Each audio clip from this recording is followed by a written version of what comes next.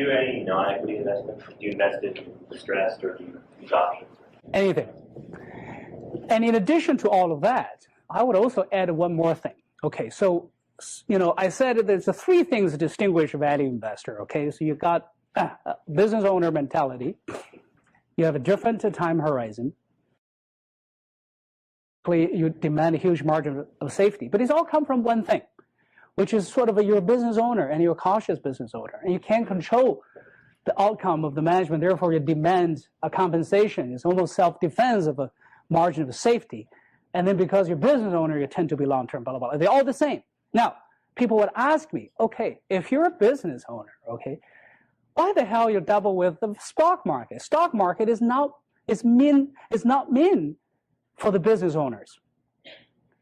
It means for the people who can trade.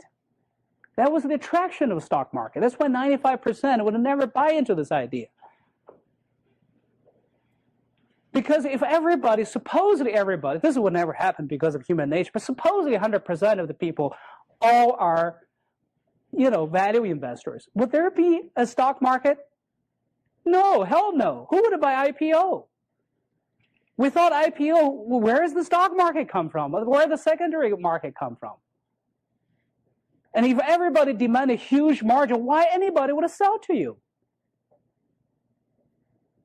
So that's why I started the lecture by basically saying that you are basically you do not belong to the stock market, and therefore you have to always understand that perspective, and therefore to position yourself properly, and don't get carried away. But if you're really truly a business owner, then you will be attracted naturally, sooner or later, into owning businesses. And that's why Buffett really left it. Munger left it. Each of them runs a partnership of 13 years, and they buy businesses. Run a real company.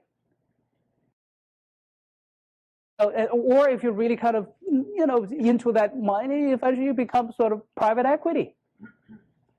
But that's more like a real business in a sense. But there was evolution. But as long as humans, a value investor with that kind of perspective will always find something to do, something profitable to do in the market that's not designed for them. One is that the people designed for are fundamentally flawed people. That basically they're attracted because they want to trade. And if you want to trade, you're bound to make a mistake. You're bound to really get your emotions carried over. There's a fear, greed, or whatever the other emotion in between. You're bound to make a mistake.